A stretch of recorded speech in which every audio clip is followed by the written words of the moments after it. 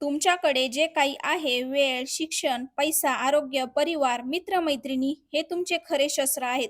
कारण कारणे देणारा माणूस कधीच इतिहास घडवत नाही आणि इतिहास घडवणारा माणूस कधीच कारणं देत नाही. तुमच्याकडे ज्या कला आहेत त्याचा वापर करा. कारण जगात एकही माणूस असा नाही की त्याला कोणतीच गोष्ट जमत नाही. काही ना काही प्रत्येकाला येत असतं. त्याचा वापर करा. कारण काही न करण्यापेक्षा काहीतरी केलेलं कधीही चांगलं. आयुष्यात पुढे जाऊन मागे वळून बघितलं तर आपल्या मनामध्ये खंत राहायला नको, की आपण काहीच केलं नाही. त्यामुळे तुम्हाला जे काही येतं, जे काही जमतं त्यात छोटीशी सुरुवात करा. तर नमस्कार मंडळी, मी सुरेखा पुन्हा एकदा तुमचे सर्वांचे आपल्या एका नवीन व्हिडिओमध्ये आणि आपल्या YouTube चॅनलमध्ये अगदी मनापासून स्वागत करते. तर तुमचा आजचा दिवस खूप छान आनंदाचा जावो ही स्वामींच्या चरणी प्रार्थना करते. तर इथं मी आज घेतली होती मस्त अशी आळूवडी बनवायला आणि घरात आम्हाला सगळ्यांना खूप जास्त आवडते. तर इथं आहे ना आधी वाटण बनवून घेतलं. त्यामध्ये हिरवी मिरची, कोथिंबीर, ओवा, लसूण, जिरे हे सगळं टाकलं आणि छान असं वाटण बनवून घेतलं. कारण लाईट कधीही जाते तुम्हाला तर माहितीच आहे. त्यानंतर इथं बघा बेसन पीठ आणि तांदळाचं पीठ घेतलं. त्यामध्ये हळद, लाल तिखट तुम्हाला आवडत असेल तर टाकू शकता. मी टाकलं नाही. हिंग टाकलं आणि आपण जे वाटण बनवलं होतं ते वाटण आणि थोडीशी धनेपूड टाकली आणि छान असं पीठ मिक्स करून घेतलं, मीठ टाकलं आणि हे पीठ आहे ना खूप जास्त घट्ट किंवा खूप जास्त पातळ ठेवायचं नाही. अळूवडी खायलाही छान लागली पाहिजे, अगदी मऊ अशा पद्धतीने. तर हे बघा असं पडलं पाहिजे पीठ हातातून गोळ्यासारखं. अशा प्रकारे मी पीठ बनवत असते आणि खरंच अशा प्रकारे ना अळूवडी खूप छान होत असते. तर इथं बघा सगळं काही आवरून ठेवलं आणि नंतर मग माझा पसारा आवरायला घेतला. खाली स्वयंपाक करणं इतकं काही सोपं नाहीये. सगळा काही पसारा असा आवरावा लागतो आणि सारखं उठ-बस करायची म्हटली, की मानपाट एक होऊन जाते. खरंच कधी-कधी कंटाळा येतो. पण आता करणार काय? आलेल्या परिस्थितीला सामोरं तर जावं लागणारच. तर इथं बघा मी मस्त आहे ना अळूची पानं धुवायला ठेवले होते कढईमध्ये, तर ते काढून घेतले आणि त्याच्या ज्या शिरा असतात ना, ज्या जाड-जाड त्या काढून घेतल्या. या पानांना जास्त काही जाड शिरा नव्हत्या, पण पुसून आणि थोडंसं तरी पण आहे ना, एक लाटण्याने त्याच्या शिरा मऊ करून घेतल्या.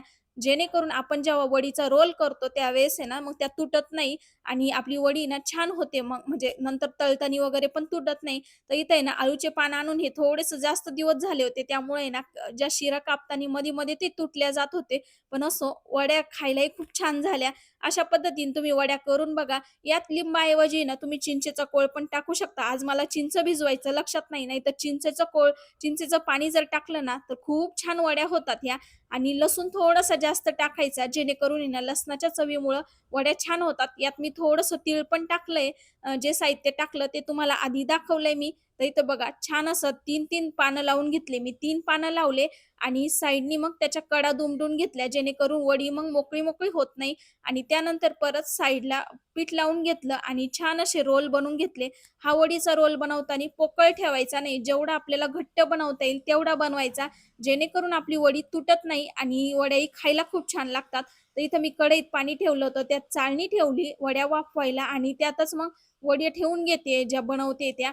तर इथं दुसरी पण वडी मी मस्त अशी बनवते. तुम्ही अळूवडी बनवताना त्यात काय-काय टाकता हे मला कमेंट करून सांगा. मी तर अशा पद्धतीने बनवत असते. वेगळी पद्धत काही यापेक्षा मला माहिती नाही. पण तुम्ही सांगितली तर मी नक्कीच बनवून बघल. तर इथे आहे ना मस्त सगळ्या अळूवड्या माझ्या बनवून तयार झाल्या आणि वाफवायला मी अशा चाळणीमध्ये ठेवले. थोड्याशा जास्त प्रमाणात बनवल्या कारण आम्हाला सगळ्यांना या वड्या आवडतात. 15 ते 20 मिनिटं आहे ना या अळूवड्या छान वाफवून घेतल्या आणि त्यानंतर गार व्हायला एका ताटामध्ये काढून ठेवल्या. पूर्ण गारवा झाल्याशिवाय ना याचे मी तुकडे करणार नाहीये आणि अशाही वाफवलेल्या अळूवड्या आहे ना खायला खूप छान लागतात. आमच्या घरात आवडतात. मग आम्ही पण खाल्ल्यात बरं का. त्यानंतर इथे आहे ना मस्त तुकडे करून घेतले. कढईत तेल पण गरम करायला ठेवलं आणि ना असे गोल-गोल असे तुकडे केले ना तळायलाही सोपं जातं. मी आज डीप फ्राय करणार आहे. तुम्हाला हवं असेल तर तुम्ही शॅलो फ्राय करू शकता किंवा मग कढईमध्ये फक्त थोडंसं तेल टाकून आणि सगळ्या वड्या परतून घेतल्या तरी चालतं. पण आमच्या घरात आज सगळ्यांना डीप फ्राय केलेल्या वड्या खायच्या होत्या म्हणून मी अशा बनवते आणि सध्या माझं तेलकटचं प्रमाण आमच्या घरात सगळ्यांचंच वाढलंय कारण सगळ्यांनाच असं वाटतं की वेगवेगळं खावं आणि बाहेरचं काही खाल्लं जात नाही. त्यामुळं मी घरात का होईना पण असं काही बनवून देत असते. असो थोडंसं तेलकट होतं कधी-कधी पण मग काय होत नाही त्याला कधी-मध्ये. असं तर आम्ही जास्त काही खात नाही. पण आता अळू कसं घरी नव्हती, अहोंनी आणली होती. मग त्यानंतर मग आल्यानंतर सगळ्यांनाच खावा वाटल्या, त्यासाठी मग बनवल्या. तर इथं बघा माझ्या सगळ्या अळूवड्या बनवून झाल्या आणि आमची रुई शाळेतून आली होती, तयार झाली होती, तिचा अभ्यास करायला बसली. पण मी तिला म्हटलं, "चल अळूवडी खाऊन बघ." कारण तिला आहे ना आज मेन म्हणजे दाढ येते, त्यामुळे तिचा दात पण खूप दुखतोय आणि नाकाला आहे ना खूप मोठी पुळी झाली होती. त्यामुळे तिची तब्येत थोडीशी बिघडली आहे आणि त्याच्यामुळे अचानक आहे ना तिला सर्दी वगैरे झाली. मग तिला दवाखान्यात घेऊन जावं लागलं.